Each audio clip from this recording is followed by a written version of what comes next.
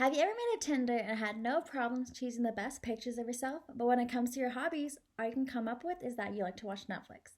Now, there's no problems with that. It's relatable to say the least, but it's not unique. Netflix is not a hobby, everyone. You don't have to be a basketball legend like Stephen Curry or a Grammy winning artist like Ariana Grande. You don't need to be a professional at all. With my fault proof step by step plan, you will pick up a talent in no time. Now keep your head up and let's start using the right side of our brains. Art is subjective. That's what's so magical about it. This painting is called Untitled Yellow and Blue by Mark Rothko. It was painted in the 1950s, and guess how much it sold for? $46.5 million. Being an artist sounds good right now, right? No one can tell you that you're terrible at painting, drawing, sculpting, or anything. All you have to do is utilize the resources that you already have. For example, Bob Ross. You can watch his videos on YouTube where his tutorials are 25 to 30 minutes long, and you get an in-depth tutorial. You might think, well, Bob Ross probably was a professional artist his whole life. That's incorrect. He actually served in the United States Air Force, and when he was stationed in Alaska, he took his first painting class. Then he started painting more often while serving in the military, and even after retiring, he continued his passion for painting. Bob Ross turned his interest into a profession, even having his own television show, The Joy of Painting, and becoming much more successful than his teacher. Even after his death, his legacy continues. Ross proves that anyone can be a painter or even an artist. Take me as another example. I grew up with parents who were both software engineers, so I spent a lot of times summers taking math classes and trying to get good grades during the school year. Growing up, I tried a lot of different sports, but never was really passionate about them. Now I have a passion for art. When I was younger, I would always doodle in my notebooks and draw some sketches in my classes. Sorry to my teachers. It was how I relieved my stress and left my imagination wander. Drawing was my creative outlet, and I could spend hours drawing without even realizing it. I first started painting a year ago, and my sorority big loves Rick and Morty, and so do I. So I painted her a paddle. I pulled up an image of Rick and Morty on my laptop and replicated it onto a paddle. From there on, I started painting more and more.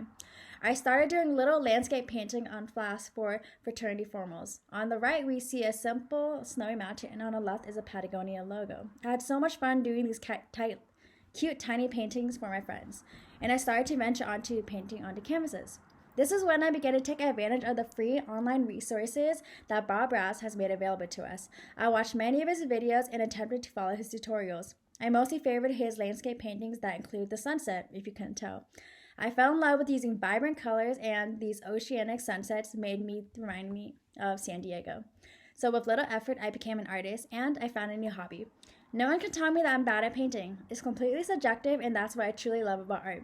It's difficult from sports to academics, where people can actually tell you're not good at them. But with art, they can't. You're obviously going to need to invest in some materials. So if you're starting off, you can go to Michael's and grab a whole pack of paints for $12 and a ton of paintbrushes and a set for $6. Now we will begin. To start off, I recommend painting an ombre of several colors so you can have a nice gradient effect, such as red, orange, and yellow. You only need these three colors to create something so gorgeous and also looks put together. And guess what? It is super simple and takes zero effort. Another fun activity you could do while also improving your painting abilities is grabbing your supplies, bring a friend or two, or go to the beach to paint the scenery and what you see. Painting the beach while the sun is setting is an easy and fun bonding experience.